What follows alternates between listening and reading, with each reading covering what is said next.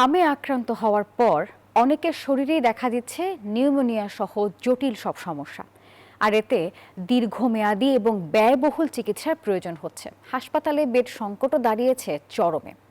রাজধানীর শিশু হাসপাতালে গিয়ে এই চিত্রই দেখা মেলে। মাসুদুল আবনীর প্রতিবেদন।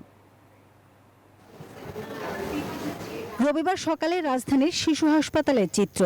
চিকিৎসা নিচ্ছিল হাম ও এর উপসর্গে ভর্তি হওয়া ৬৭ শিশু। তবে এখানে হাম রোগীদের জন্য বেড আছে মাত্র ১৪টি, অর্থাৎ ধারণ ক্ষমতা প্রায় ৫ গুণ রোগী এখানে। এসব শিশুর বেশিরভাগেরই আগে চিকিৎসা করানো হয়েছে বিভিন্ন হাসপাতালে। এক পর্যায়ে ধরা পড়ে তারা নিউমোনিয়া সহ নানা জটিল রোগে ভুগতে শুরু করেছে। হাম ভালো হয়েছে, এখন নিউমোনিয়া আছে আর শ্বাসকষ্ট।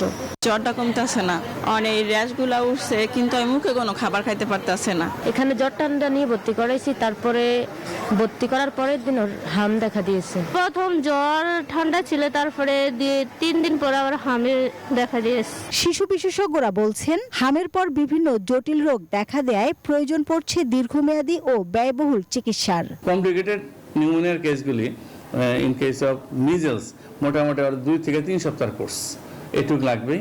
এই ক্ষেত্রে তাদের খরচও কিন্তু অনেক বেড়ে যায়, কারণ একটা বাচ্চা যখন ভেন্টিলেটরে যায় তখন যে অ্যান্টিবায়োটিক দেয়, সাধারণভাবে আমরা যে ট্রিটমেন্ট অ্যান্টিবায়োটিক পার্থক্য আছে। আসলে চিন্তার বিষয়, সবার তো অ্যাফোর্ড করতে পারবে না। আমাদের বিশেষ করে গরিব দেশের জন্য এটা উদ্বেগজনক।